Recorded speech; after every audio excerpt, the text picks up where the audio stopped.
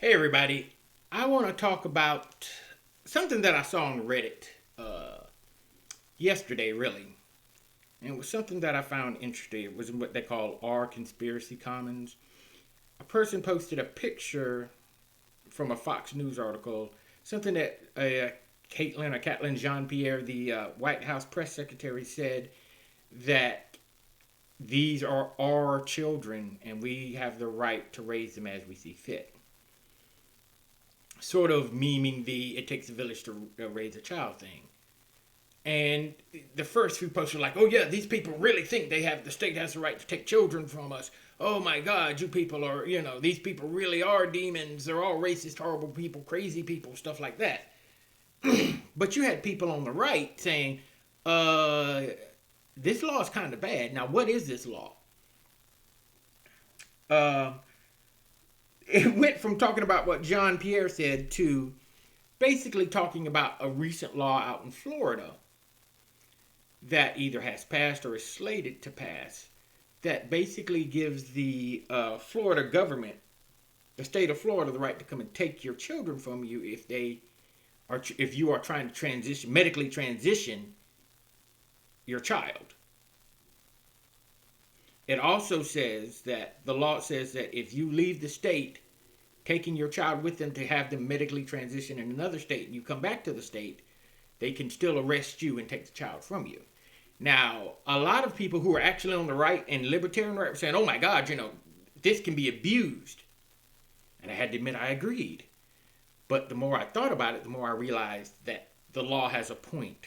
There may be a necessity for this law, sadly due to the law of averages, which is there's always just enough stupid people out there that you need a law. So I had a chance to think a little bit more about it as to why the law is necessary. Even if there's a risk of abuse, why is this law necessary? It is necessary not only for the law of stupid averages, but the fact that so many bad things can happen if you don't have these laws. They may seem draconian and terrible, but the idea is to reduce harm as much as possible. Parents aren't perfect either. And the funny thing about it is, the more you think about it, we've had laws like this for years. We're just now applying them to trans people, trans kids. But we've had laws like this on the books in all of 50 states for years. Like, you can't take your kid is crying about, they think they need to be only have one hand. The parent, generally with enough common sense, is not going to take their kid, no matter what age the kid is, up until 18, 19 years old. They're not going to take their kid to a doctor and say, "Doctor, remove my son's hand or my daughter's hand because my daughter or my son says that they don't need it or they feel unnatural with having two hands." Any doctor would say, "Oh, no, no, sorry, they're going to have to live with them two hands until they get old enough and they can figure out how to cut it off themselves, but I'm not doing that." So why do we have doctors in the state of Florida or any place else in the country who they must know that, giving out puberty blockers and stuff is wrong? That doesn't help. So why would they go along with that to a child? Even at the parent's behest.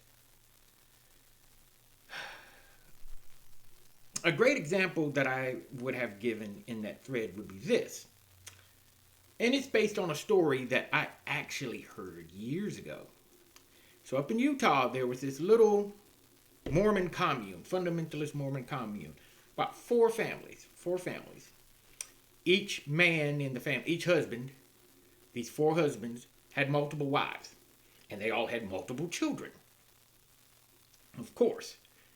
And everybody in the community kind of knew what was going on, even the more sort of not so fundamentalist Mormons and other people who were not Mormon. They all knew what was going on with these four families.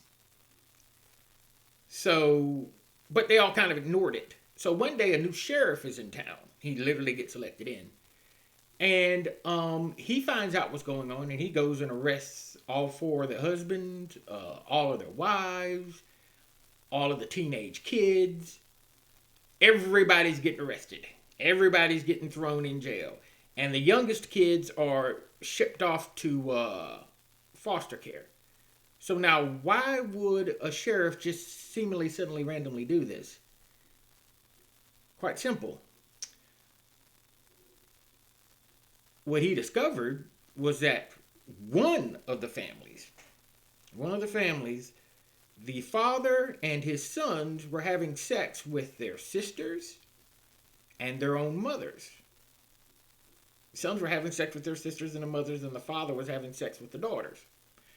The father was also sending both sons and daughters over to the other four families, the other three families, to have sex with them. Have sex with their kids and the adults in the family and stuff like that.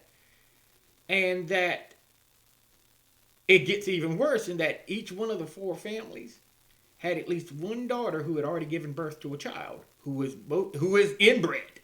Inbred. They may not know exactly who daddy was, but daddy was in the family. Let's just put it that way. And so the sheriff arrested everybody, put the kids in the teenagers had to be put in juvie because incest is against the law. So you had a bunch of teenagers in juvie and a bunch of children below the age of what would be considered to go to juvie placed in foster care. So time comes for this all to go to court. And the defense lawyers for these four families were saying, look, you can't do this. This is part of their tradition. This is part of their culture. This is how they were all raised, and they all understand this. Speaking of the husbands and the wives. You coming in and taking their children from them is stripping the parents of their rights. You are meddling in how a parent should be able to raise their child. Constitutionally, the arrest was wrong, and so on and so on and so on. And the judge is looking at these lawyers, and he finally just says, this is the biggest pile of bullshit I've ever heard. You do realize that incest is against the law. You do realize that inbreeding is against the law.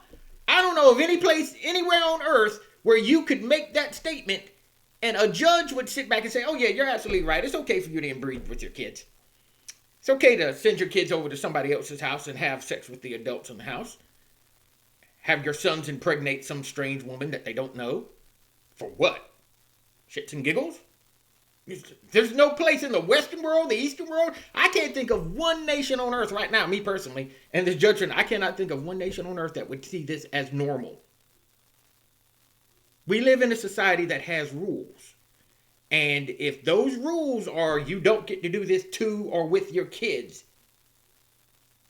then why all of a sudden is it because the kid is trans or the parent thinks the kid is trans, all of a sudden the parent just gets to go do whatever they want to do with the kid? You can't take your kid into a strip club. You can't have sex with your kid. You can't let your kid have sex with another adult. You can't inbreed with your kids. You can't rape your own children. You can't beat your children black and blue on the daily basis. But it should be okay for you to take your kid somewhere and have them undergo medical treatments and medical procedures that will basically cripple them for the rest of their lives, screw them up. If we don't allow you to rape and beat your own children, if we don't allow you to just abandon your children, if we don't allow you to turn your children into little prostitutes, if we don't allow you to take naked pictures of your children and sell them online, then how is anybody shocked that we've got this law over here that says, no, you can't give your kids hormone blockers in the state. No, you can't go to another state, get the hormone blockers, and bring the kid back here with the hormone blockers. Is this raw sheer genius here? I mean, it is really scary. I mean, it is absolutely scary that we have to put in laws, and we have people complaining, oh no, you're stopping trans kids from transitioning. They're kids. Let them, if they really want to transition, if they really believe in it, let them socially transition. No hormone blockers, no drugs, no weird stuff. And when they turn 18, if they still interested, then let them pay for it. Or if mom and daddy want to pay for it, fine. I don't want to be paying for it. whether it be through the state or through my own pocket. I don't want to pay for that mess. Now, for some people who will say, well, still, all of these reasonings. There's a reason why we do this. And I'll go back to the example of the Mormon families. Now, imagine all of these Mormons families together had over 20 kids, 20 underage kids. 20 underage kids. Let's say the oldest of all of these kids, these 20 kids that got put in foster care, are 12, maybe 13. Let's say 13. All of these children, the youngest being 8, have had sexual intercourse or some type of sexual activity within their own family, and maybe with strangers. We don't know. You're going to put these kids in foster care? Do you know what kids are generally in foster care already? They're children from abused homes. It would be literally the equivalent of putting somebody with the plague in with a bunch of healthy people and saying, all right, everybody breathe the same air together. Let you drink after somebody that's got a COVID or something. Whatever they come up with. Whatever reasoning. Somebody's got a serious disease and everybody's supposed to drink after this person now. This is insane. Those 20 children will spread the same twisted ideals of being intimate with adults and their own family to every other child they come into contact with. So how do you nip that in the bud? You don't let it start in the first place. How do we spread the common cold around here? Chickenpox? I'm pretty sure everybody remembers how things used to go with chickenpox. One kid caught chickenpox at the nursery school. Then they say everybody would say, okay, all the kids would hang around the kid that's got chickenpox. Why? Because getting chickenpox out of the way is a way to create immunity and everything. So all the kids get chickenpox. They all get immunity. They're home for 2 weeks, and the preschool nursery, they're like, yes, we got 2 weeks off. All of them have got chickenpox. But seriously,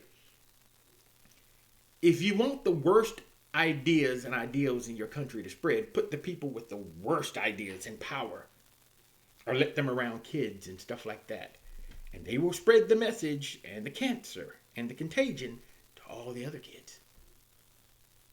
And that's when your society crumbles. That's when your society starts to fall apart. So, while the law may seem draconian, it is based in, let's just say, humanity's previous experiences about things. And that in this case, the state is not just being draconian. The people of said state say, we agree, we want these laws. If you really want to transition your child, physically, socially, medically, however you want to do it, just leave Florida. Pack up and leave. If you've got enough money to pay for all of these drugs, these surgeries, and all of this other stuff, then you should have enough money to pack up and leave Florida and go to a state that allows you to do that to your children. I'm not saying you should. I'm not encouraging that.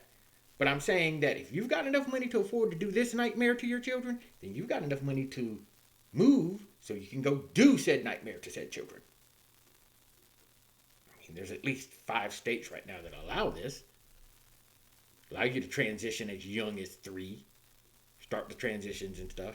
So, just go there. If it's that important to you, you'll find a way. Pack up and move. You'll find a way if it's really that important. If transitioning your underage child is really that important, you'll figure out a way to move to a state where they'll allow you to do it. Even encourage you to do it.